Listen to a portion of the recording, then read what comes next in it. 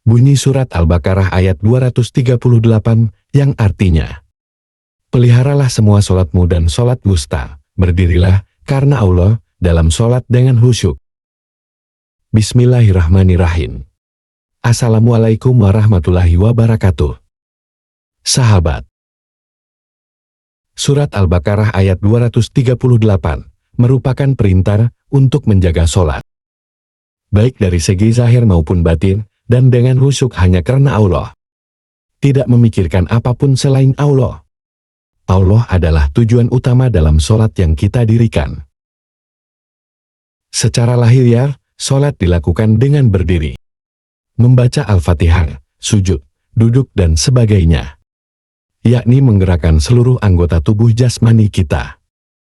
Karena semua gerakan badan berlaku dalam semua sholat. Dalam ayat tersebut, penyebutan kata sholati, yang berarti semua sholat, yang berarti jamak. Dan ini menjadi bagian pertama yakni bagian lahiriah. Sedangkan penyebutan kata sholat wusta berada pada bagian kedua, yaitu yang secara sufistik adalah sholat hati. Wusta dapat diartikan pertengahan atau tengah-tengah, karena hati terletak di tengah yakni di tengah diri. Maka dikatakan sholat wusta sebagai sholat hati. Tujuan sholat ini adalah untuk mendapatkan kedamaian hati. Hati terletak di tengah-tengah antara kiri dan kanan, antara depan dan belakang, atas dan juga bawah, juga antara baik dan jahat. Hati menjadi titik tengah, titik sentral, menjadi poin pertimbangan. Hati juga diibaratkan berada di antara dua jari Allah, di mana Allah membolak-balikkannya kemana saja yang Ia kehendaki. Maksud daripada dua jari Allah adalah dua sifat Allah, yaitu sifat yang menghukum dan mengasap, serta sifat yang indah, kasih sayang dan yang lemah lembut. Sholat dan ibadah yang sebenarnya adalah sholat serta ibadahnya hati.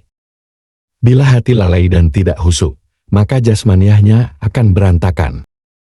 Sehingga kalau ini terjadi, kedamaian yang kita ingin dapatkan tidak akan tercapai.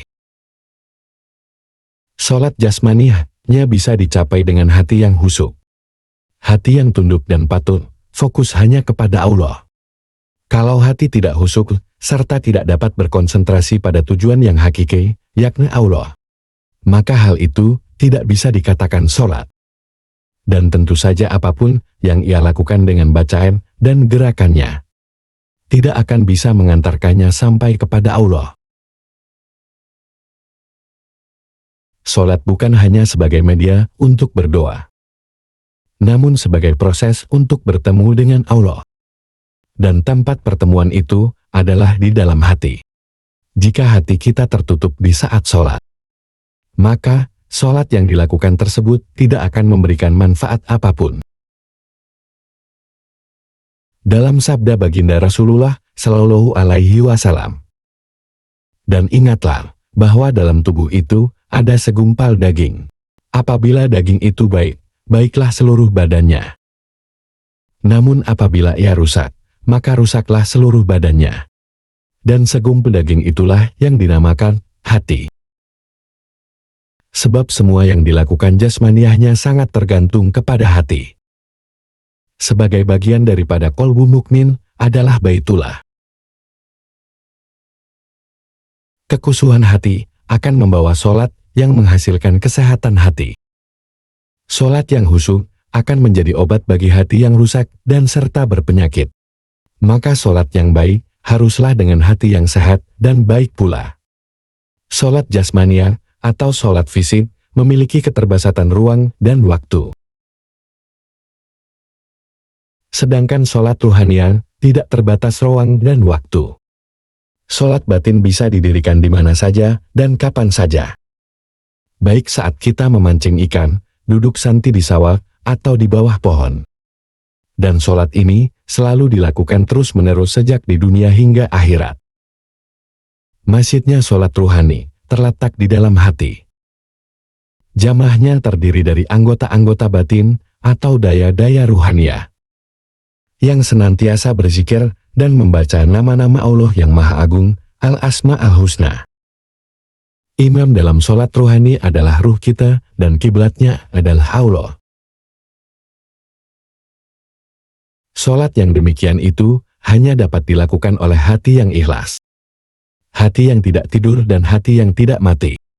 Ibadah hati dilakukan sepanjang hayat. Inilah ibadahnya orang yang sudah mencapai makrifatullah. Tempat penyucian tertinggi, di tempat inilah ia ada tanpa diri jasmaninya. Karena dirinya telah fana, telah hilang lenyap dan ingatannya yang teguh dan suci hanya tercurah kepada Allah semata. Namun tentu saja ini berlaku setelah semua sholat fardu telah dilaksanakan. Jadi tempat suci tersebut baru bisa dijangkau setelah semua sholat syariat itu sempurna. Kemudian barulah masuk dalam sholat tarekat dan makrifat. Sholat ditegakkan atas kemerdekaan rohani dalam bentuk laku kepada Allah semata. Pada tingkatan ini, tidak ada lagi bacaan di mulut. Tidak ada lagi gerakan berdiri, ruku, sujud dan sebagainya. Dia telah berdialog dengan Allah. Sebagaimana firman-Nya, hanya Engkau yang kami sembah, dan hanya Engkaulah yang kami mohon pertolongan. Dalam firman tersebut menunjukkan betapa tingginya kesadaran insan kamil, yakni mereka yang telah melalui beberapa tahapan, tingkatan alam rasa, dan pengalaman ruhani, sehingga mereka tenggelam dalam lautan tauhid keresahan Allah. Nikmat yang mereka rasakan saat itu tidak dapat diungkapkan dengan kata-kata. Hanyalah orang yang mengalaminya yang akan dapat mengetahuinya. Hatinya selalu berpadu dengan Allah. Di dalam alam nyata, menjadi hamba yang wara dan alim. Dalam alam rohani, ia menjadi ahli makrifat, yang telah sampai pada peringkat kesempurnaan mengenal Allah. Inilah makna bahwa sholat adalah perjalanan menuju Allah. Dan hasilnya, bahwa sholat yang dilaksanakan mencegah perilaku yang keji dan mungkar. Dan juga menghasilkan kehalusan dan kemuliaan budi dan perilakunya. Sehingga semua tingkah lakunya adalah sholat.